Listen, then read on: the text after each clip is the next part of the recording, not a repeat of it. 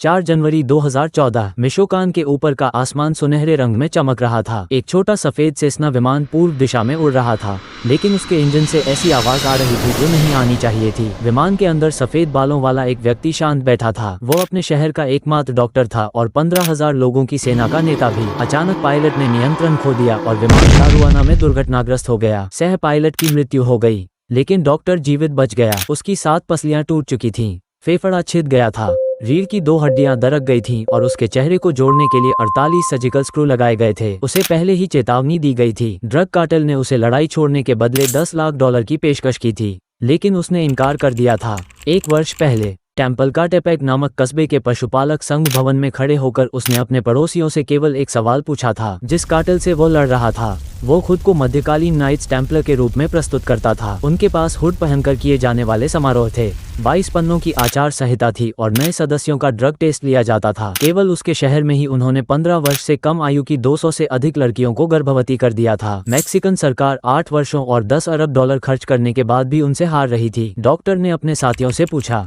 हम किस तरह मरना चाहते हैं? और 15,000 लोगों ने बिना किसी संदेह के उसका अनुसरण किया। आखिर एक डॉक्टर ने मेक्सिको के सबसे खतरनाक कार्टेल को कैसे हराया, और फिर मेक्सिको ने उसे जेल में क्यों डाल दिया? –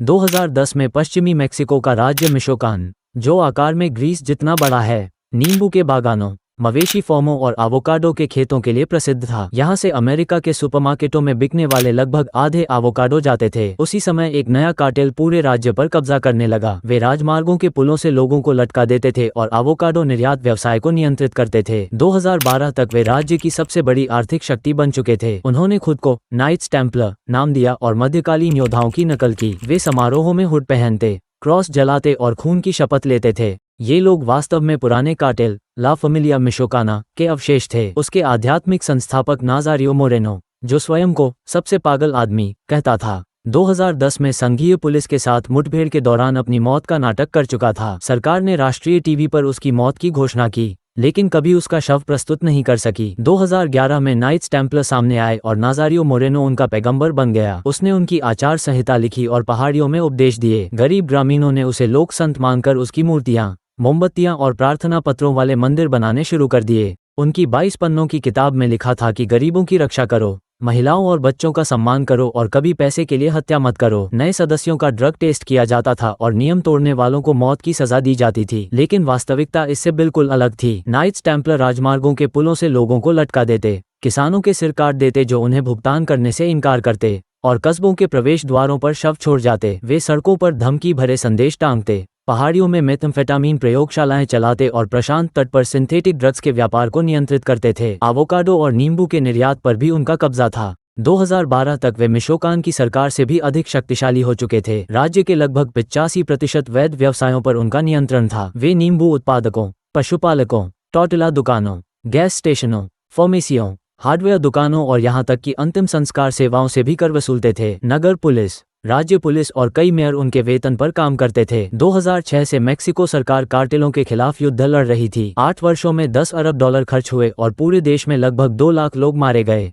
लेकिन मिशोकान में केवल कार्टेल का नाम बदला था, हालात नहीं। राज्य के गर्म और कृषि प्रधान क्षेत्र टिएरा कालिएंटे में किसानों को धमकाया जाता था कि पैसा दो वरना बाग जला दिए जाएंगे। पशुपालकों से कहा जाता था कि भुगतान करो वरना परिवार गायब हो जाएगा। दुकानदारों को भी यही चेतावनी मिलती थी। लेकिन एक आंकड़ा ऐसा था जिसने टेम्पलकाटेपेक के लोगों को झकझोर दिया। केवल उनके कस्बे में ही नाइट्स टेम्पलर ने 15 वर्ष से कम आयु की 200 से अधिक लड़कियों को गर्भवती कर दिया था। ये संख्या सुनने वाला डॉक्टर 54 वर्षीय होसे मैनुएल मिरल्स था। उसके सफेद बाल और मूंछें थीं और पड़ोसी उसकी तुलना फिल्म अभिनेताओं से करते थे। उसने युवा अवस्था में मेक्सिको की सैन्य अकादमी में अध्ययन किया था, कैलिफोर्निया में रेड क्रॉस के लिए काम किया था, 4 भाषाएं बोलता था और क्षेत्रीय अखबार में राजनीतिक लेख लिखता था। वो कस्बे के किनारे स्थित एक छोटे क्लिनिक में रोज लगभग 40 मरीजों का इलाज करता था। अधिकांश लोग उसे पैसे की जगह नींबू की पेटियां, पनीर या मुर्गियां देकर भुगतान करते थे। कार्टेल पहले ही उसका अपहरण कर चुका था और उसके परिवार को फिरौती देनी पड़ी थी। उसके कई रिश्तेदारों की हत्या हो चुकी थी। उसके सामने 3 विकल्प थे, भाग जाना,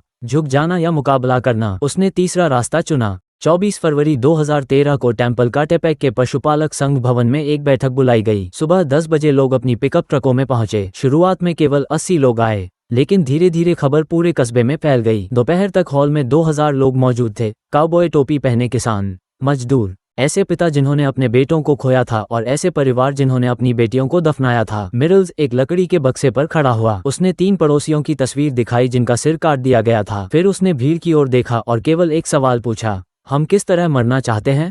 पहले एक आदमी ने सिर हिलाया, फिर दूसरे ने, और देखते ही देखते पूरा हॉल सहमति में खड़ा हो गया। अगले दिन सूर्यास्त तक टेम्पलकाटेपेक के लोग एक दूसरे की पहचान के लिए सफेद टी शर्ट पहनने लगे। उन्होंने कस्बे के प्रवेश द्वारों पर रेत की बोरियों से चौकियां बना लीं। उन्होंने नाइट्स टेम्पलर के सदस्यों को पकड़कर निहत्था कर दिया और बांध दिया। अगली सुबह तक वे लोग, जो एक दिन पहले तक कस्बे के मालिक थे, गायब हो चुके थे। कुछ ही हफ्तों में सफेद टी शर्टों का यह आंदोलन लारुआना, बुएनाविस्टा, अगुइलिया, चिनिक्विला और आसपास के कई कस्बों में फैल गया। अकला, तानितो और अन्य कस्बों में भी यही सिलसिला जारी रहा। एक एक शहर करके वो कार्टेल, जिसने वर्षों तक पूरे क्षेत्र पर कब्जा जमाए रखा था, अपनी जमीन खोने लगा। सफेद टी शर्ट पहने किसान एक नगर से दूसरे नगर तक आगे बढ़ते गए। वे पेशेवर सैनिक नहीं थे, वे नींबू काटने वाले मजदूर, पशुपालक, दुकानदार और मैकेनिक थे। फिर भी वे शहरों को आज़ाद कराते गए। 2014 की शुरुआत तक डॉक्टर की सेना मिशोकान के लगभग 1/3 हिस्से को मुक्त करा चुकी थी। उन्होंने केवल 12 महीनों में वो कर दिखाया था जो संघीय सरकार 8 वर्षों में नहीं कर सकी थी।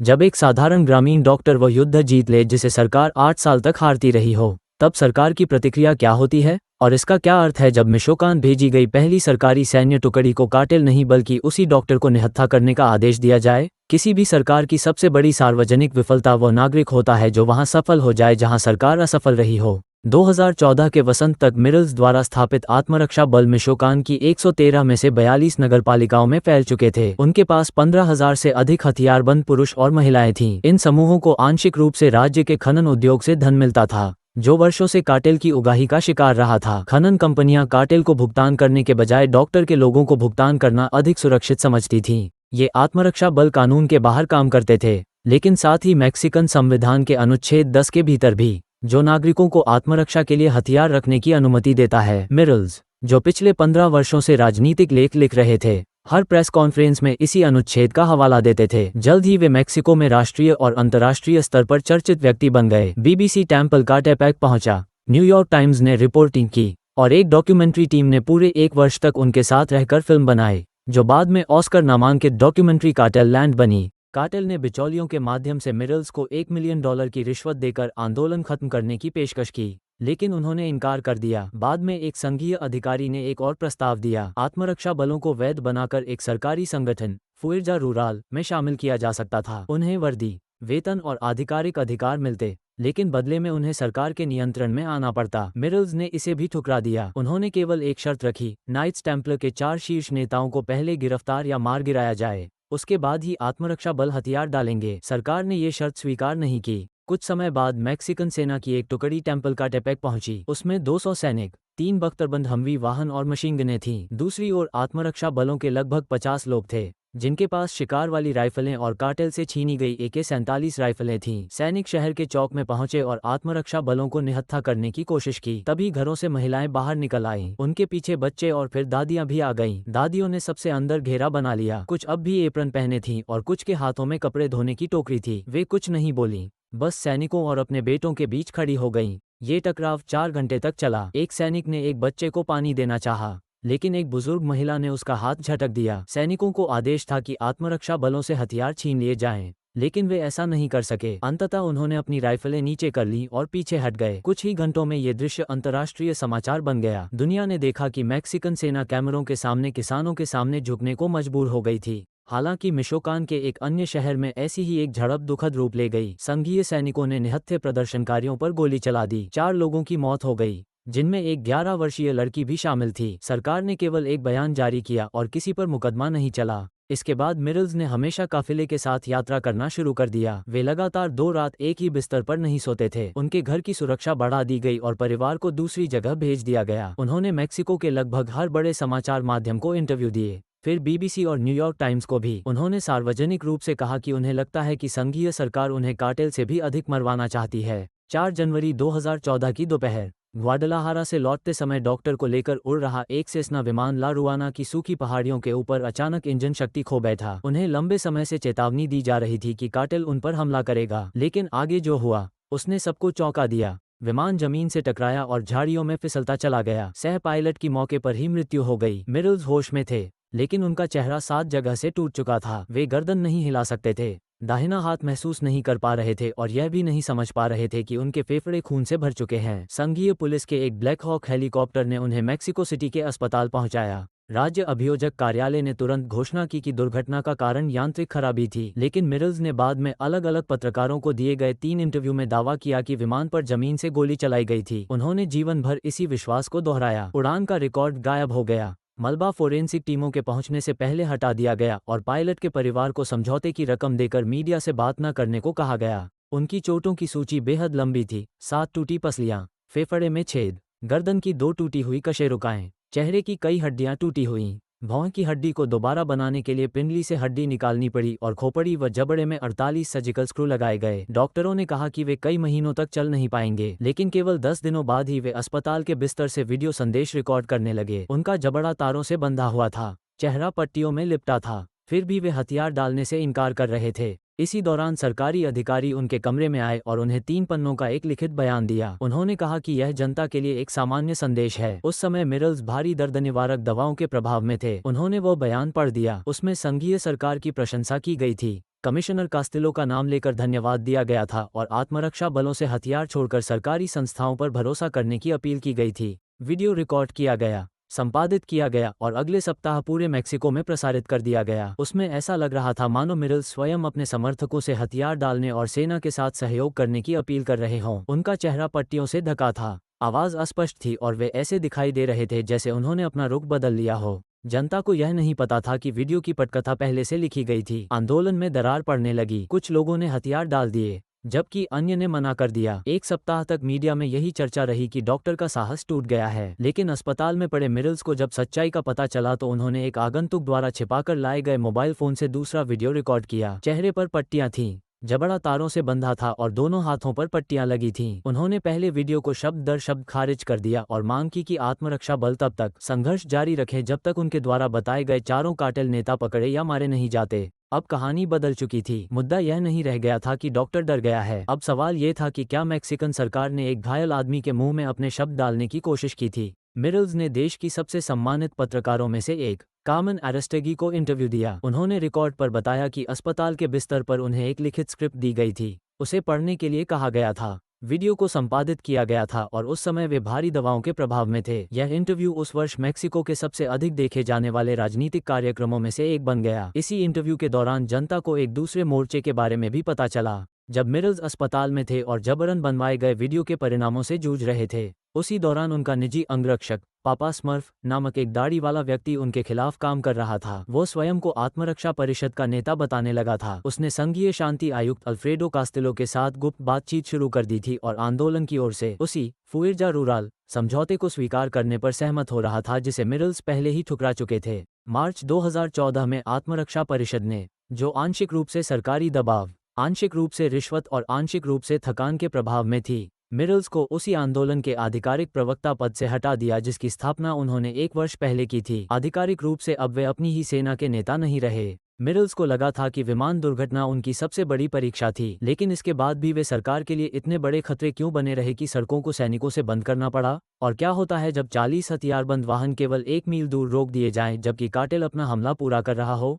15 जून 2014 को एस्तांजा रैंच पर हमला हुआ। डैमोलिना नामक पशुपालक, जो मिरल्स के साथी आत्मरक्षा कमांडरों में से एक था, अपने घर पर घिर चुका था। नाइट्स टेम्पलर उसके परिवार की हत्या कर रहे थे। मिरल्स को फोन आया। केवल 5 मिनट के भीतर टेम्पल काटेपैक के बाहरी हिस्से में 40 ट्रकों का एक हथियारबंद काफिला इकट्ठा हो गया, लेकिन सड़क पर एक मैक्सिकन सेना का कर्नल खड़ा था। उसके आदेश स्पष्ट थे, हथियारबंद नागरिकों को कस्बे से बाहर जाने की अनुमति नहीं दी जाएगी। कर्नल ने डॉक्टर को याद दिलाया कि सेना वहां आत्मरक्षा बलों को कार्टेल से लड़ने से रोकने के लिए मौजूद है। उसने काफिले को आगे बढ़ने की अनुमति नहीं दी। गुस्से में मिरल्स कैमरे पर चिल्लाते हुए दिखाई दिए, हमारे साथ चलो, यही तुम्हारा काम है। लेकिन सैनिक केवल ट्रकों के नंबर नोट करते रहे। वे 1 घंटे तक नहीं हिले। जब तक आत्मरक्षा बल किसी तरह अवरोध पार करके डैमोलिना के रैंच तक पहुंचे, तब तक बहुत देर हो चुकी थी। डेमोलिना मारा जा चुका था, उसका परिवार भी मारा जा चुका था। उसकी 11 वर्षीय बेटी ग्रेनेड हमले में घायल होकर जमीन पर पड़ी थी। उसके ट्रक का इंजन अब भी चल रहा था। प्रवेश द्वार पर खून मिट्टी में फैल चुका था। आत्मरक्षा बलों को डेमोलिना का 2 वर्षीय बेटा एक अलमारी के पीछे जीवित मिला। उसकी पत्नी रसोई के फर्श पर मृत पड़ी थी। दरवाजे पर नाइट्स टेम्पलर का एक लड़ाकू जूता पड़ा था। मिरल्स बिना नीचे देखे उसके ऊपर से गुजर गए।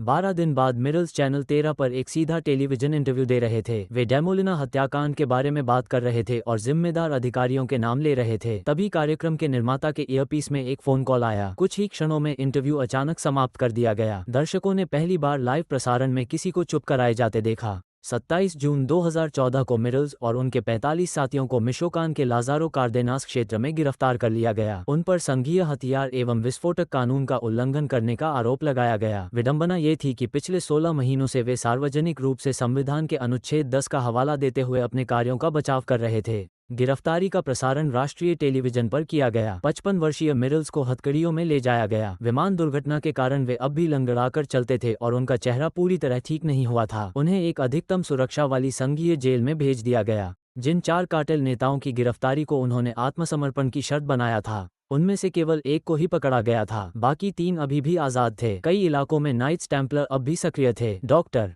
जो कुछ महीने पहले अस्पताल के बिस्तर पर जीवन के लिए संघर्ष कर रहा था, अब लोहे की सलाखों के पीछे पहुंच चुका था। उसे पहले सोनोरा के हर्मोसिलो स्थित अधिकतम सुरक्षा कारागार में रखा गया, जो उसके परिवार से लगभग 1200 मील दूर था। बाद में उसे नायरित राज्य की एक अन्य जेल में स्थानांतरित कर दिया गया। उसे एकांत कारावास में रखा गया। शुरुआती 6 महीनों तक न तो कागज दिया गया और न ही मुलाकात की अनुमति मिली। कैद के दौरान उसे 2 बार दिल का दौरा पड़ा। उसकी कोठरी केवल 6 फुट चौड़ी और 9 फुट लंबी थी। फर्श और छत दोनों कंक्रीट के थे। एकमात्र खिड़की एक छोटी किताब के आकार जितनी थी। कमरे की रोशनी 24 घंटे जलती रहती थी। वो सुबह और रात का अंतर केवल दीवार के तापमान से समझ पाता था। उसे बताया गया कि उसे 30 वर्ष की सजा हो सकती है। जब उसकी बेटी पहली बार मिलने आई तो वो उसे पहचान भी नहीं पाई, क्योंकि कागज की अनुमति नहीं थी। इसलिए मिरल्स ने अपने संस्मरण टॉयलेट पेपर और लिफाफों के पीछे लिखना शुरू किया। 3 वर्षों तक वे टुकड़े वकीलों के माध्यम से बाहर पहुंचाए जाते रहे। 2017 में ये पुस्तक प्रकाशित हुई, जिसका शीर्षक था टडूस सोमोस ऑटोडिफेंसिस, हम सब आत्मरक्षक हैं, एक सोई हुई जनता का जागरण। विडंबना ये थी कि जब मिरल्स एकांत कारावास में बैठकर टॉयलेट पेपर पर अपनी कहानी लिख रहे थे, उसी समय वो कार्टेल, जिससे लड़ने के कारण उन्हें जेल भेजा गया था, धीरे धीरे टूटने लगा। एक कैदी जो अकेली कोठरी में बंद था, आखिर मेक्सिको के सबसे खतरनाक कार्टेल के पतन का प्रतीक कैसे बन गया? और जब वो जेल से बाहर निकला, तब उसके भीतर क्या बचा था? 27 जनवरी 2014 को टोनाचो गिरफ्तार हुआ। 9 मार्च 2014 को घटनाओं की अगली कड़ी शुरू हुई। 9 मार्च 2014 को नाइट्स टेम्पलर के आध्यात्मिक नेता नज़ेरियो मोरेनो, जिसे सबसे पागल आदमी कहा जाता था, एक संघीय अभियान में मारा गया। यही वो व्यक्ति था जिसने 2010 में अपनी मौत का नाटक किया था और बाद में अपात्सिगान की पहाड़ियों में उसकी मूर्तियां बनाकर उसे लोक संत की तरह पूजा जाने लगा था। यह अभियान तुम्बिस्कतियों नामक एक छोटे से गांव में हुआ। सरकारी बलों ने उसे एक लकड़ी के केबिन में अकेला पाया। उसने गोली चलाई और जवाबी गोलीबारी में मारा गया। इस बार सरकार ने उसका शव सार्वजनिक रूप से दिखाया। उसकी तस्वीरें 3 अलग अलग कोनों से ली गईं और पूरे मेक्सिको के समाचार पत्रों को भेजी गईं। अब ये सिद्ध हो चुका था कि तथाकथित लोक संत वास्तव में मर चुका था। 31 मार्च 2014 को एक अन्य शीर्ष नेता एनरिके प्लैंकार्ड भी मारा गया। फिर 27 फरवरी 2015 को अंतिम बड़े नेता सर्वांडो गोमेज मार्टिनेज, जिसे ला तुता कहा जाता था, मोरेलिया के एक सुरक्षित ठिकाने से गिरफ्तार कर लिया गया। वो कभी एक स्कूल शिक्षक था और उसी ने कार्टेल की 22 पन्नों वाली आचार संहिता लिखी थी। वर्षों तक वो गुप्त स्थानों से वीडियो जारी करके खुद को मिशोकान का जननायक बताता रहा था, लेकिन गिरफ्तारी के समय वो कमजोर, दुबला पतला और साधारण ट्रैकसूट पहने दिखाई दिया। वो किसी खतरनाक अपराधी से अधिक एक साधारण अकाउंटेंट जैसा लग रहा था। जब ला तुता संघीय हिरासत में पहुंचा, तब तक वे सभी 4 कार्टेल नेता, जिनकी गिरफ्तारी को मिरल्स ने आत्मरक्षा बलों के निरस्त्रीकरण की शर्त बनाया था, या तो मारे जा चुके थे या जेल में थे। शुरुआत से ही मिरल्स सही साबित हुए थे। मेक्सिको सरकार, जिसने 8 वर्षों और $10 अरब खर्च करने के बाद भी नाइट्स टेम्पलर को खत्म नहीं किया था, अंततः सफल हुई, लेकिन केवल इसलिए क्योंकि एक ग्रामीण डॉक्टर की मिलिशिया ने उसे ऐसा करने के लिए मजबूर कर दिया था। 2017 तक नाइट्स टेम्पलर कार्टेल, जो अपनी गुप्त रस्मों, 22 पन्नों की आचार संहिता और भयावह अपराधों के लिए बदनाम था, लगभग समाप्त हो चुका था। जिस संगठन ने एक ही कस्बे में 200 से अधिक नाबालिग लड़कियों का जीवन बर्बाद किया था और 6 वर्षों तक पूरे मिशोकान राज्य पर नियंत्रण रखा था, वो अब टूटकर छोटे छोटे गुटों में बिखर गया था। 2018 तक उसके अधिकांश अवशेष या तो नष्ट हो चुके थे या अन्य अपराधी संगठनों में समा गए थे। कार्टेल का पतन हो गया। लेकिन उस व्यक्ति को इसका श्रेय नहीं मिला जिसने उसके खिलाफ लड़ाई शुरू की थी। मिरल्स पूरे समय संघीय जेल में बंद रहे।